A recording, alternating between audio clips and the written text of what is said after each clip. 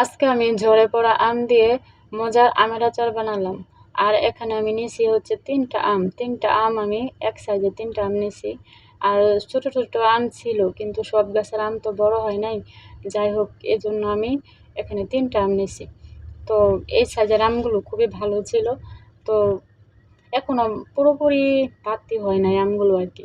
যাই হোক এখানে আমি দেখলাম যে আমগুলো ভিতরে একটু, একটু নরম হয়ে গেছে। আর অনেক গাছের আম কিন্তু এখনো বড়াই বাঁধে নাই। আর পড়ার সাথে, সাথে ফেটে যায় আমাদের গাছের আম। মানে একেকটা একেক রকমের আম আরকি। যাই হোক এখানে খেয়ে দেখি এত মিষ্টি মানে এত পরিমাণে ভালো লাগছে সেই স্বাদ যাকে বলে।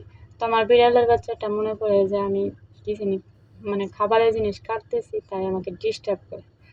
যাই হোক এগুলো আমি এভাবে কেটে নেব। আর এগুলো কাটলে কি হবে না কাটলে কি হবে? আমার মনে হয় যে আমগুলো একদম নরম, নরম এমনিতেই হয়ে গেছে। তো ভাবলাম এগুলোর আচার কিরকম হবে? তো যাই হোক বানাবো তো বানাতে হবে। আর এই আমটা এত পরিমাণে বড়াটা শক্ত ছিল যা কিনা বলার মতো না। তো বড়া বাঁধা আম দিয়ে কিন্তু আচার খেতে বেশি ভালো লাগে। তো এই আমটা কাটতে আমার অনেক বেশি কষ্ট হইছে। পুরো মনে করেন যে ১৫-২০ মিনিট মানে সময় নিছে আমার এই আমটা কাটা আরকি। তো সুন্দর করে তারপর আমি কষ্ট করে এই আমটা আমি কেটে নিছি। তো যাই হোক কিছু আমে কিন্তু এখনো কিছুই হয় নাই। তো আমার আমগুলো কাটা শেষ। আমার একটা আম পড়ে গেছে। কোনো ব্যাপার না। তো এখানে আমার আমগুলো কাটা শেষ। এখন আমি এখানে তেল আর শুকনা মরিচ দিয়ে দিছি।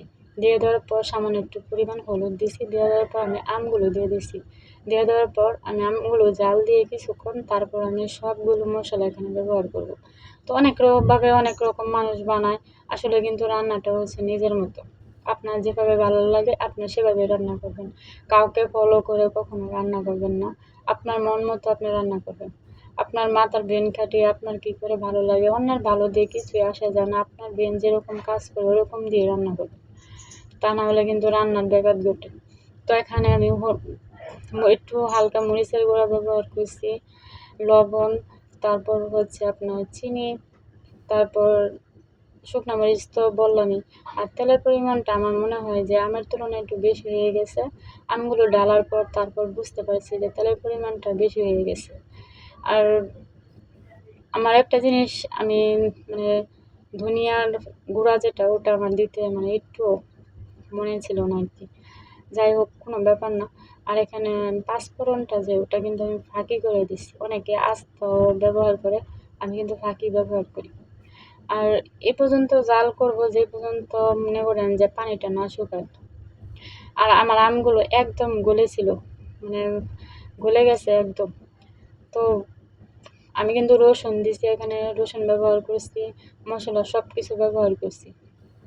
তো আরেকটু শুকাবে আমটা।